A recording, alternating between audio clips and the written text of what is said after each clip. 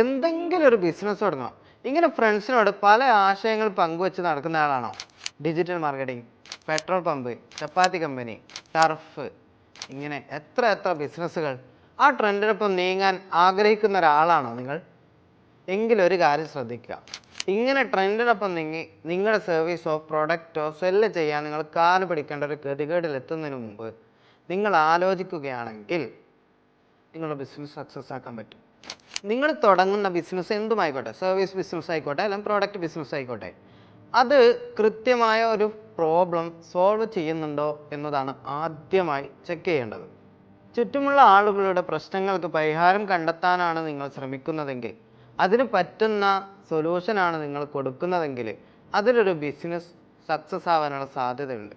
നമ്മുടെ ചുറ്റുള്ള ആൾക്കാരുടെ പ്രശ്നങ്ങൾ സോൾവ് ചെയ്യുന്ന ഒരു ക്ലിയർ കട്ട് സൊല്യൂഷനാണ് നിങ്ങളുടെ കൈവശമുള്ളതെങ്കിൽ അത് ബിസിനസ്സാക്കി മാറ്റിയാൽ സക്സസ് സാധ്യത വളരെ കൂടുതലായിരിക്കും. ഇനി ബിസിനസ് തുടങ്ങണമെന്ന ആശയം പങ്കുവെക്കുന്ന സുഹൃത്തുക്കളോട് ഇങ്ങനെ ചർച്ചയൊന്ന് മാറ്റി നോക്കൂ. എന്ത് പ്രശ്നങ്ങളാണ് നമ്മുടെ സമൂഹം നേരിടുന്നത്, നമ്മുടെ ചുറ്റുമുള്ള ആളുകൾ നേരിടുന്നത്, അത് പരിഹരിക്കാൻ നമുക്കെന്ത് ചെയ്യാനാവും? അങ്ങനെ ഐഡിയ ഒന്ന് മെനുക്കിയെടുത്ത് നോക്കൂ. നല്ല ബിസിനസ് ഐഡിയ പുറത്തു വരും.